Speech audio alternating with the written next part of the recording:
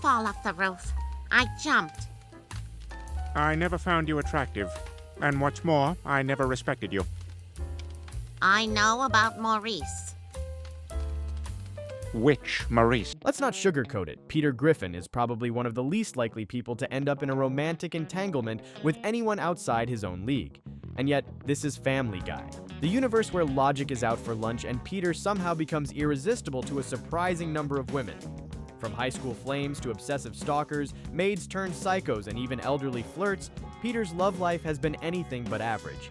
So here's every single woman, young, old, sane, and absolutely unhinged, who's fallen for Peter Griffin in Family Guy. Buckle up. 1. Gretchen, the one who almost stole him back. Gretchen shows up in season 14 and immediately sets off every crazy ex-girlfriend alarm ever invented. Everything kicks off when Lois, trying to afford Stewie's bougie new school, gets a job at the post office, and while sorting through old mail, she stumbles upon something explosive, a letter Peter wrote to some mystery woman 1 week before their wedding. Cue the chaos. Bonnie, being the ultimate instigator, encourages Lois to mail the letter just to see who this Gretchen Mercer person is. Of course, Lois delivers it herself and finds out Gretchen is Peter's ex. At first, it's all innocent. The letter turns out to be Peter talking about how excited he is to get married and something about camel cash for a leather jacket. 200 million men in this country will be ordering and receiving real dolls. Every man will have 7 to 9 real dolls. Asians, blonde Southern girls, blonde Asians capable of performing every possible sexual act. Classic Peter. Crisis averted, right? Nope. Gretchen swings by the Griffin house later with a jaw-dropping reveal. Turns out the letter actually said Peter had cold feet about marrying Lois, and now Gretchen wants to cash in. Marry Peter or she spills everything. Yeah, full blackmail mode. Peter, being Peter, is too dumb to lie properly, so Gretchen ropes him into one last date, specifically a Ray LaMontagne concert, because what's a romantic rekindling without some sad indie music? Disguised in a fedora, Peter goes along, but the guilt hits hard and he bounces halfway through. A week before our wedding. Oh, there was a time when the president of the Jonathan Taylor Thomas fan club got a lot of... That's when Gretchen goes full Lifetime movie, sneaking into the post office to confront Lois. With Peter racing in to warn her, Gretchen pulls out all the drama. But Lois, ever the queen, fake cries, pretends to be mad, lures Gretchen in, then knocks her out cold. Ruthless. Turns out Lois had some wedding jitters too back in the day, but never doubted Peter. In the end, they share a weirdly romantic mailbox moment and call it a day. This isn't working. Well, I'm at full go. Are you sure you're in the right box? Yes. Box 528? Yes, 528. All right, just reach in and grab it. 2. Alana, the housemaid who wanted to replace Lois. Season 20 brought Alana, the attractive young piano student who starts living with the Griffins and decides, you know what, I want to be Lois now. Everything begins when Lois offers to tutor her in piano, and when Alana mentions she might not afford college, Peter agrees to hire her as a housemaid. From day one, Alana goes full Martha Stewart, serving gourmet meals, reviving the pool, and winning over every family member except Lois, who slowly realizes something's off. And the clock is ticking! But I just think we could hire her to help around the house. You know, with the laundry, driving the kids to school, all that stuff. But it's not just cleaning and nachos. Alana gets creepy, fast. She bonds with Chris, helps Meg with collages, and then starts wearing silky nightgowns and feeding Peter 5-course meals like she's on The Bachelor. When Peter walks in half asleep and mistakes her for Santa Claus, things go from awkward to flirty in under a second. Lois senses something's up and tries to bribe her out of the house with $1,200. Alana smiles sweetly and says she'll leave in the morning. Did she leave? Nope. She used the cash to hire hitmen to kill Lois. That escalated quickly. Here, Joe. Barely thawed trout and white rice. This trout's the lucky one. It's over for him. What's that, Joe? Thanks, Bud. Looks terrific. Alana shows up in full Lois cosplay, red wig, grocery list and all, acting like she's already replaced the original. She even plans to kill Lois at a hardware store that only sells rope and body bags. Red flag central. Luckily, Lois talks the hitmen to death, literally. Back home, Peter and the family are ready to move on. That is until Lois bursts through a stained glass church window at Peter and Alana's wedding. Yeah, the wedding. With full dramatic flair, Lois shuts the whole thing down. Turns out Peter was just attracted to the Lois-like traits Alana stole. Crisis averted again.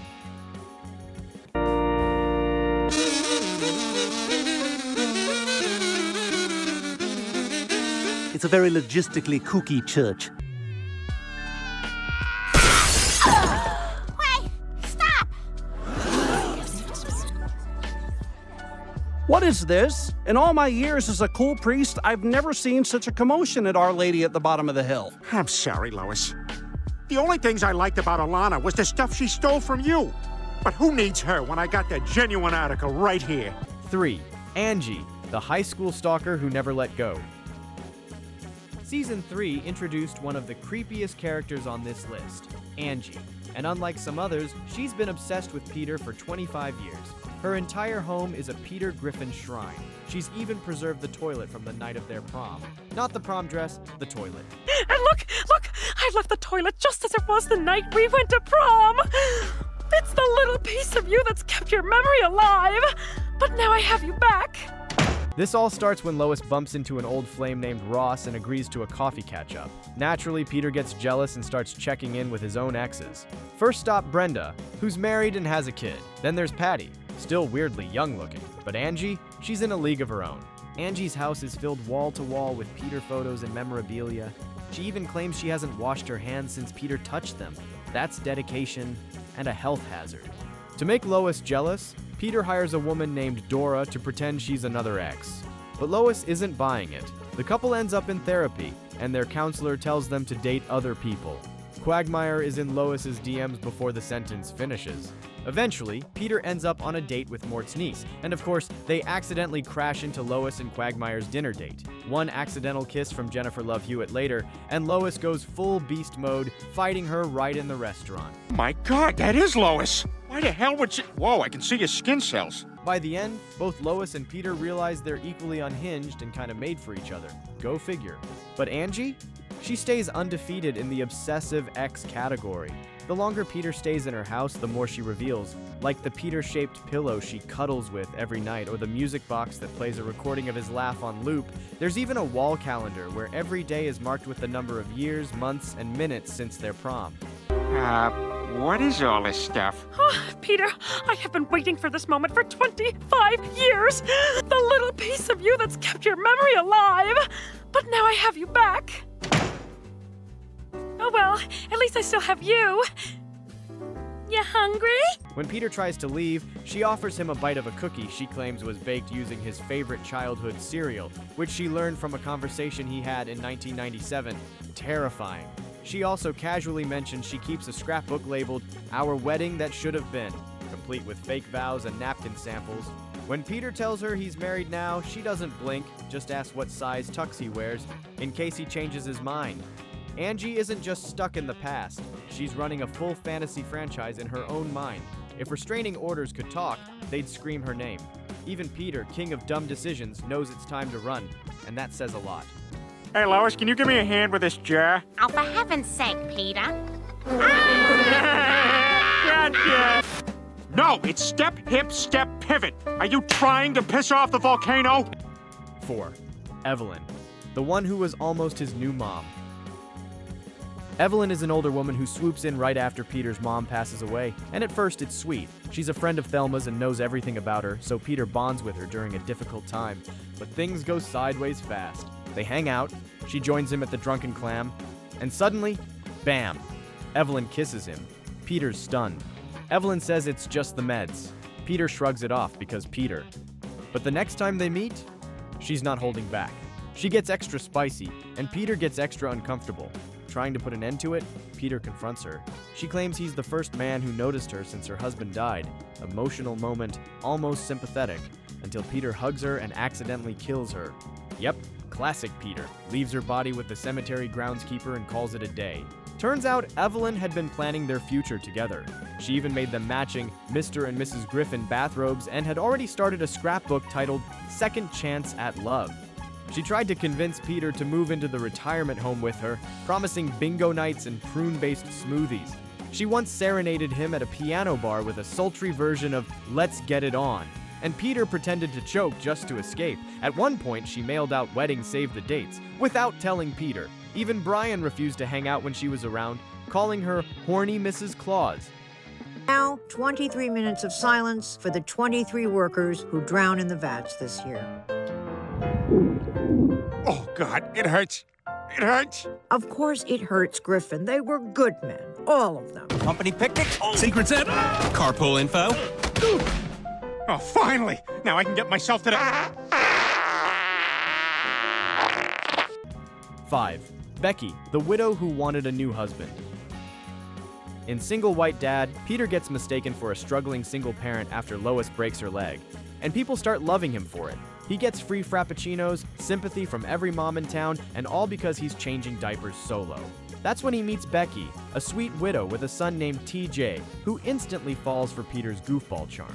They start having regular playdates, but Becky begins comparing Peter to her late husband. Big red flag. Then she kisses him. Bigger red flag. Peter panics, tries to ghost her via text, but ends up hosting her for dinner, while Lois is upstairs recovering.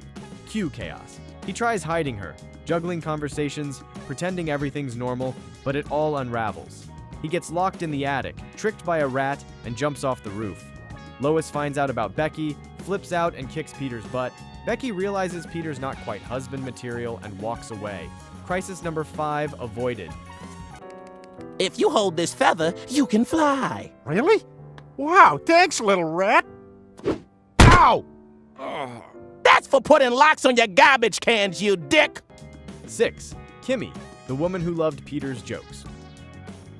During a couple's retreat that turns into an accidental partner swap, Peter gets paired with Kimmy, a beautiful woman who finds Peter hilarious, and that's all he needs. Kimmy laughs at everything Peter says, calls him awesome, and genuinely enjoys his company. Peter eats it up. Meanwhile, Lois is steaming, seeing another woman praise her husband like he's some comedy genius, not having it. But when the retreat therapist asks if the new pairings helped, Lois says no, and Kimmy throws a savage insult, telling Peter his feet look old.